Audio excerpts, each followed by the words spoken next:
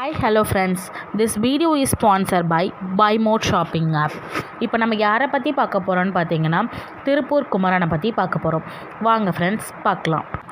நமது அனைவருக்கும் தேசிய கொடி என்றால் சற்றென்று நினைவில் வருவது கொடிக்காத்த குமரன். ஆம், இறக்கும் தருவாயில் நமது தேசிய கொடியை தரையில் விழாமல் தாங்கி பிடித்தவர் அல்லவா, அவரை பற்றி நம்ம பார்க்கலாம். ஓகே ஃப்ரெண்ட்ஸ், திருப்பூர் குமரன் இந்திய விடுதலை போராட்ட தியாகி ஆவார். இவர் 1904 அக்டோபர் 4 ஈரோடு மாவட்டத்தில் உள்ள சென்னிமலையில் பிறந்தார். இவர் தந்தையின் பெயர் நாச்சிமுத்து, தாயார் கருப்பாயி ஆவார். திருப்பூர் குமரனின் இயற்பெயர் குமாரசுவாமி. அவர் சிறு வயதில் குடும்ப சூழ்நிலை காரணமாக பள்ளி படிப்பை தொடர இயலவில்லை. ஆதலால் கைத்தறி நெசவு தொழிலை செய்து வந்தார். தனது 19வது வயதில் 14 வயது உடைய ராமாயி என்ற பெண்ணை திருமணம் செய்து கொண்டார்.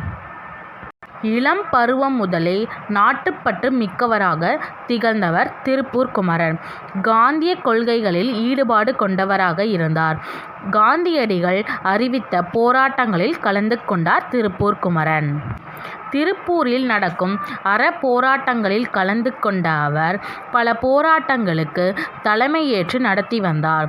தேசப்பற்று பாடல்களை பாடியபடி அது தொடர்பான நாடகங்களையும் நடத்தியபடி திருப்பூர் குமரன் தேசபந்து இளைஞர் மன்றத்தில் உறுப்பினராகவும் செயல்பட்டு வந்தார்.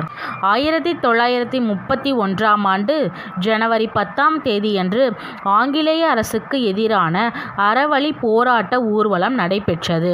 தியாகி PS சுந்தரம் அவர் ஊர்வலத்திற்கு தலைமை தாங்கினார். திருப்பூர் குமரன் கையில் தேசிய கொடியினை ஏந்தி வந்தே மாதரம் கோஷம் முழங்க ஆர்வமுடன் அணிவித்து சென்றார் திருப்பூர் குமரன்.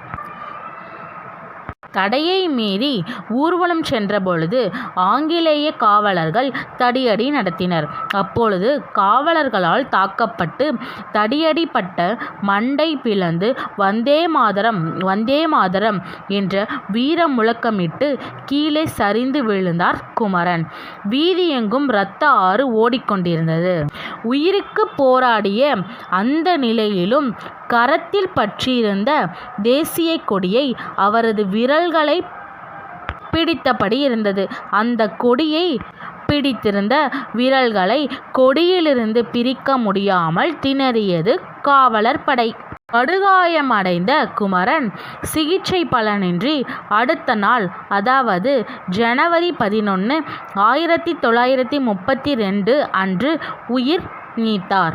அன்று முதல் குமாரசாமியையும் திருப்பூர் குமரனையும் இருந்த குமரன் கொடிக்காத்த குமரன் என்று அழைக்கப்படுகிறார். ஏந்திய கொடி வரலாற்றின் குமரனின் பெயரும் விதைந்தது. தேசிய கொடியின் இழுக்கையை போக்க உயிர் துறந்தவர் குமரன்.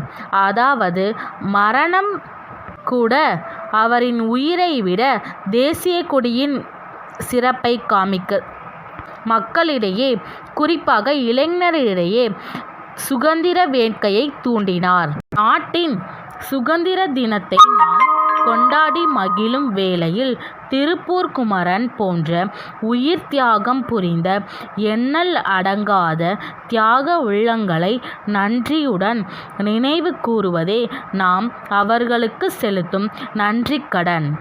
தேசத்தின் மானம் காத்த சுவாசித்த சுவாசத்தை தேசத்திற்கு பரிசாக கொடுத்த தியாக செம்மலை என்று திருப்பூர் குமரனை போற்றுகிறார்கள்.